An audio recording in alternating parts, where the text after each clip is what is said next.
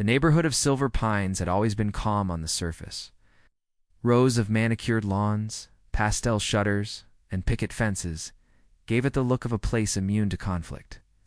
But beneath the quiet hum of sprinklers and the weekly clink of trash bins, there was tension invisible, but real. It wore heels, drove a silver luxury SUV, and had an HOA badge that she flashed like it was a sheriff's star. Her name was Karen Winslow. She had a clipboard in one hand, a Bluetooth headset in the other, and the conviction that she alone stood. Between order and chaos, as head of the Silver Pines Homeowners Association, she treated the neighborhood like a kingdom. She wrote the rules, or at least she enforced them with a fervor that made it feel that way. The trouble began the day we moved in. We weren't flashy. Just a normal-looking family, at least two outsiders. A man in his early 40s, wife around the same age, one teenager, and a Labrador named Whiskey. We bought the old ranch-style house on Elmwood Drive, gave it a fresh coat of paint, put up a modest American flag, and added a bench out front. We didn't do meet and greets. We didn't throw a BBQ. We just moved in quietly. That was our first mistake to Karen. She didn't like quiet. She liked control. It started with a note on the mailbox. Your trash bins must be returned from the curb by 10 a.m. HOA. Regulation 3.1. We'd returned them at 10:12. The next day, a fine arrived. $25. We ignored it. A second fine came the following week, this time for non-conforming window treatments. My wife Ava had bought cream-colored blinds from Home Depot. Apparently, Karen preferred Taya. Again, we ignored it. That's when she came to the door.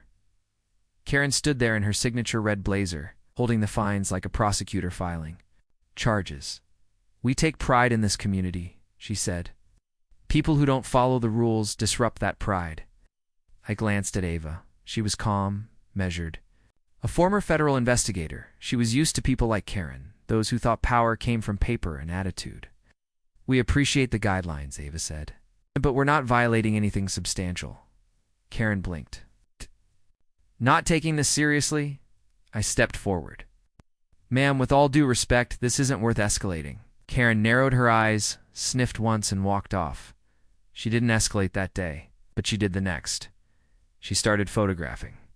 Our home, our dog, our lawn. One morning, we found her inspecting our mulch. Ava took pictures of her taking pictures, our teenage daughter. Maddie joked that we were being stalked by a rogue HOA drone. Then came the notice about the flag. Flag exceeds maximum pole height by 18 inches, immediate correction required. This time, she upped the fine to $250. We ignored it. That's when she called the cops, according to the 911 dispatch records, which I pulled later through legal means. She reported a family willfully violating civil codes and refusing to comply with HOA enforcement. 2 squad cars pulled up that Saturday afternoon. I was raking leaves. Ava was trimming the rose bushes. Maddie was walking Whiskey. Karen stood at the end of the driveway like a detective cracking a case. That's them, she told the officers. They've ignored multiple citations. They're undermining community safety. The officers approached cautiously. One of them, Officer Ramos, recognized Ava. Agent Rivers, he asked. Ava smiled. It's just Ava now. Semi-right. But yes, we've met. Karen's expression froze. I stepped forward, pulled out my own ID. Special Agent Lucas Hayes, Homeland Security. Technically still active, ma'am, but I'm on extended leave. Maddie held up her lanyard, half joking. Junior Federal Explorers Program. Cadet Captain. Even Whiskey sat perfectly still on command. Officer Ramos looked between us and Karen, then back at us. Is this a joke? Karen sputtered. They're federal. That's irrelevant. They're violating HOA rules. Ramos suppressed a smile. Karen, we don't enforce HOA fines. That's a civil issue. Karen's voice climbed. But they're ignoring the system. They can't just do whatever they want. Ava spoke then calmly, with the clarity of someone who'd interrogated actual terrorists. Karen, your power ends at voluntary compliance. These fines? They're suggestions enforced through peer pressure and property shaming. You overstepped when you involved law enforcement. Karen turned red. Officer Ramos nodded. Ma'am, unless there's a real crime, we're done here. They left. Karen didn't. She filed a report with the HOA board, alleging hostility and intimidation. She tried to bar us from community events, sent an email blast claiming we'd lied about our federal credentials. We responded by doing absolutely nothing. Because sometimes, silence is stronger than rebuttal. What she didn't realize, and what most of the neighborhood slowly learned, was that every member of our family had been trained to handle threats. Not with fists, not with guns, but with patience, strategy, psychological precision. Karen began losing support. Neighbors started pushing back. Mr. Donovan left his garbage bins out until noon in protest. The Perkins family raised a pride flag just above the regulation line. The Johnson kids started a satirical newsletter, the Karen Chronicles. Whispers floated through the block. Don't poke the bear. The new family? They're pros. Karen escalated again, this time trying to file a restraining order against us.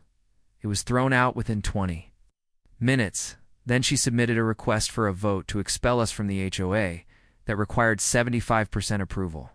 She got 11%, and then the board resigned. Karen found herself at war alone. Weeks passed. The fines stopped. The photos stopped. Her SUV appeared less and less. One morning, we found a letter in our mailbox. No envelope, just a folded page. It read, I may have overreached. Enjoy the neighborhood. I'm stepping down. What? Kayava smiled. As she read it, I folded it once, tucked it into our file cabinet under HOA.